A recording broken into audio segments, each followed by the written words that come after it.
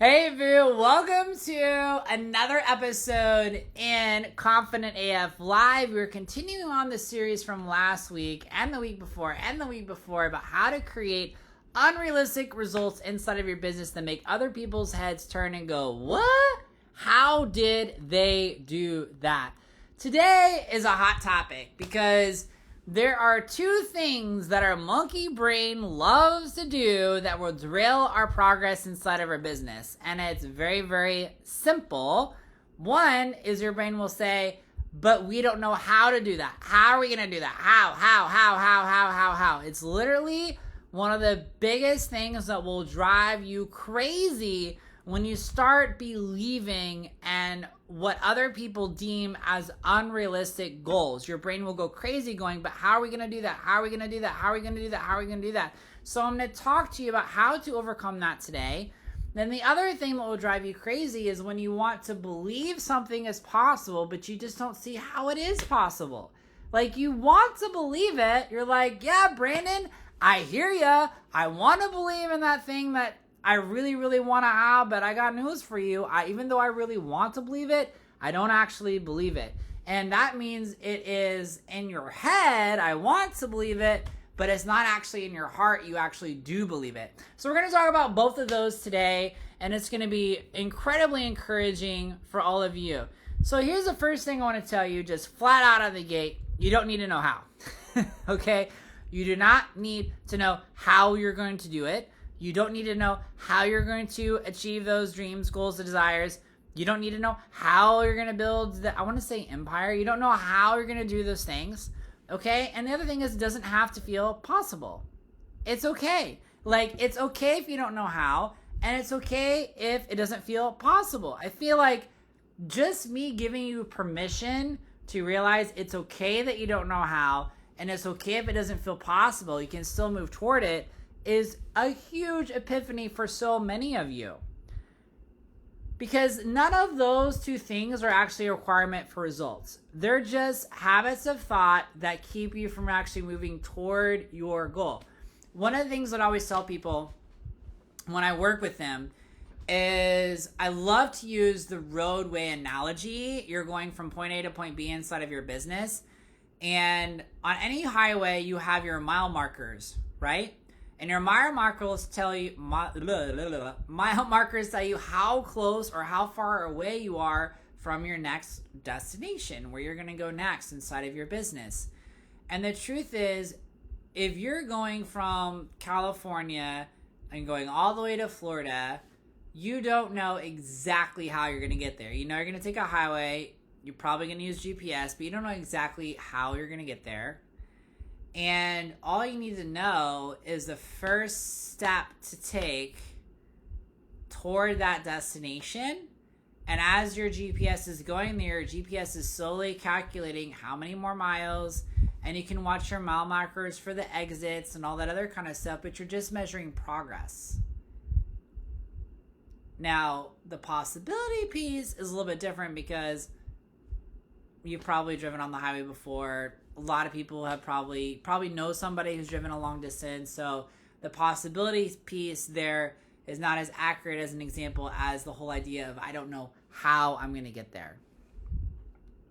So here is a couple really important things. First of all, impossible is not a fact. It's just a belief.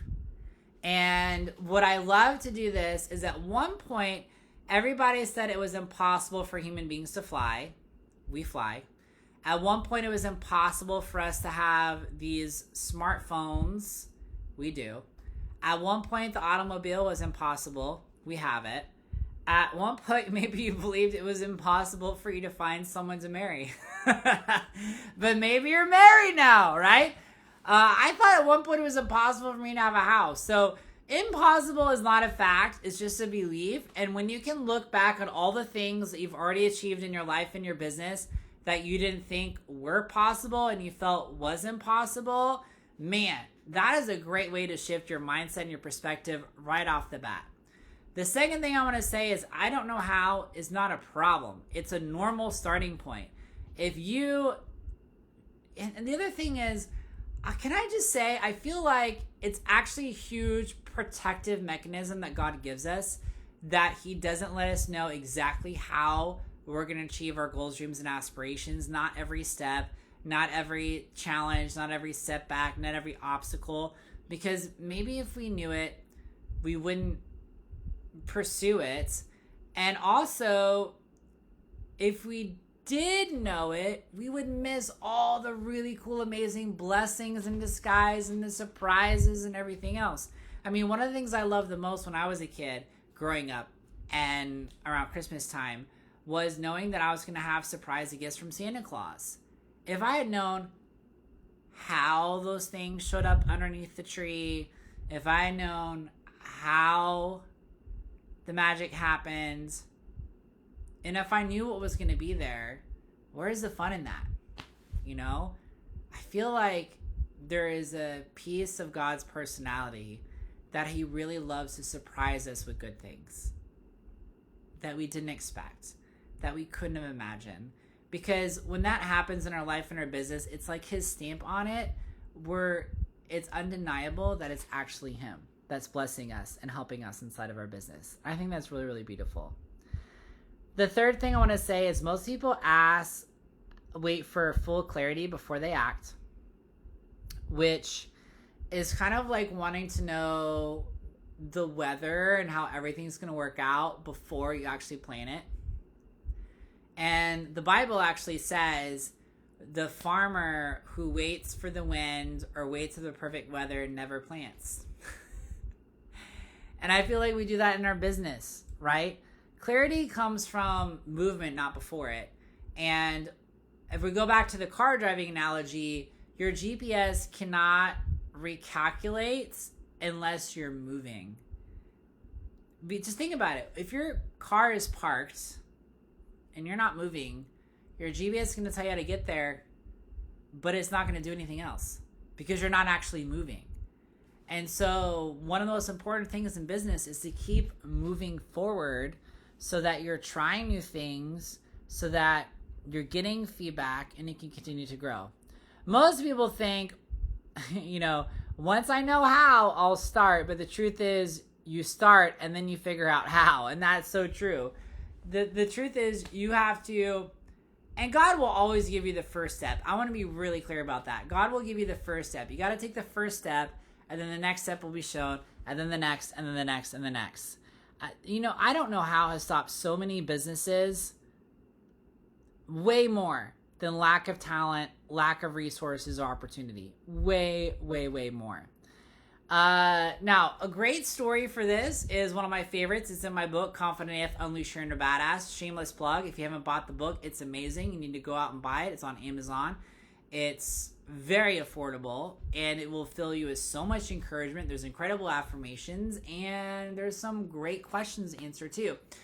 Inside my book, I talk about one of my favorite biblical stories ever, which is David and Goliath. And what I love about David and Goliath is that all the Israelites saw Goliath as an impossibility, unbeatable, too big, there's no way. But David saw it completely different. He saw that it was winnable, already handled. God would figure out a way.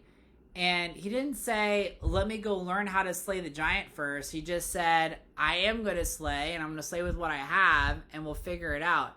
And I just love that. I love that so much. And the other reason why I love this so much, and I alluded to this earlier, we're talking about knowledge versus wisdom.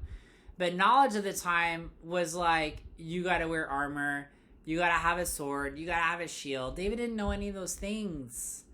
And so he used God's wisdom and was like, wait, I don't know these things, but I have a slingshot. I've killed lions. I've killed bears with it. I'm going to slay this giant with my slingshot. And he didn't know exactly how. He had an idea, the first step, and he just trusted that God would direct the stone to kill Goliath. So a lot of people inside a business will say, the market is saturated, this is too hard, this won't work. But what you need to do is you need to say, let's take the next step, let's figure it out. Your belief has to be bigger than the noise. Your belief has to be bigger than the noise. A great example of this is Elon Musk. you know, doesn't matter what your political opinions are of Elon Musk, but the truth is, when he started SpaceX, right, rockets were not reusable. The industry said it was impossible, and experts said it couldn't be done. And what did he do? He didn't know exactly how, but he believed, and it was possible, and he figured out. The same thing with the block engine and Henry Ford. The same thing with the Wright brothers and the airplane. All these things people said was impossible. And yeah, did they have some failures, meaning that the first iteration of the first tries didn't always work out? Of course they did. But that just meant that they were in progress. It just means they hadn't figured it out yet. And you need to treat your business the same way, boo. But after failures, they were all successful. So the thing is we don't always start with certainty. But we can build that certainty. And we build that certainty with faith and what we can't see. What we can't see yet. Now let's talk about a little bit of science with this. So when you overthink things, you actually create inaction inside of your business. So when your brain tries to figure out every single step, every outcome, every possibility, it's very easy for you to get overwhelmed. And it can often lead you to freeze, to delay, or to avoid actually doing something in your business. Imagine if someone is trying to go to market with something new, but they're so focused on knowing every single possibility that it never goes to market. And by the time it does go to market, the market doesn't need it anymore. I mean, that would be like a great example of this. Another great science piece is action bias versus analysis paralysis. So high performers tend to take action quickly and decisively. And then as they take the action decisively, they rely on feedback to change their approach to get closer toward the aim of what it is exactly that they're trying to achieve.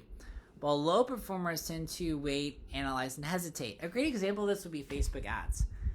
If people are like waiting to run Facebook ads because they want more resources, they want to create more ad copy, they want to create more things, but the thing is, you don't know if any of that's going to work. The quickest way to figure out if an ad actually works on Facebook is to actually run the ad, to get data, and then based on the data, you make tweaks and changes. And so action creates momentum, and action creates doubts. And then there's also the incremental problem solving, also known as brain efficiency. But your brain performs best when solving one problem at a time, in sequence with feedback loops. You don't need the full plan. You don't need the full strategy. You don't need the full clarity. You need the next step. This is, whenever something breaks down in your house, what do? You can't let's say a couple different things break down at once. You're not going to fix everything at once, right? You're going to go to one thing at a time. And as you look at it, you're going to go for the common problems, the common issues, one thing at a time in sequence to figure out how to solve it. So the same thing is with your business. Don't try to fix everything at once. Don't focus on all the challenges at once. Go one by one. Now, scripture-wise, there's two pieces that are great. One is, with God, all things are possible. That's Matthew 19:26. There's also another one, I think it's in Isaiah, which says, nothing is impossible for God. So, I love that. And basically, by the way, that's not conditional. It doesn't say once you understand how or once it feels realistic. It just says it's not a limitation. Okay? All right, so if you're a solopreneur this week, right now you might be thinking, I don't know how to get clients or more clients or how to get higher level clients. I don't know how to grow this. I don't know how to do this right. I want you to shift that. You don't need the full plan. You just need the next right move. So instead, I want you to ask, okay, God, what is the next obvious step I can take? And then take it immediately. If you have a small team, small teams can often stall because they're waiting for the perfect systems or they're waiting for everything to be mapped out. So the shift for your small team is progress over perfection. So choose one initiative, let it be messy, refine as you go, adjust weekly. So get everybody in your team to rally on board one thing you all can all move toward, even if it's imperfect, even if it's messy, so they can start to develop it and clean it up and make it better. And then if you're a leader and you're scaling, at your level, I don't know how it shows up on hesitation on big decisions, delaying expansion, and waiting for certainty. And listen, you're not paid to know everything. That's God's job, not your job. You are paid to move forward anyway with the best information you have. Remember, business loves speed. That's a whole nother topic, but business loves speed. So make one decision this week and do it without having every answer and based on one direction, not necessarily certainty in the outcome, okay?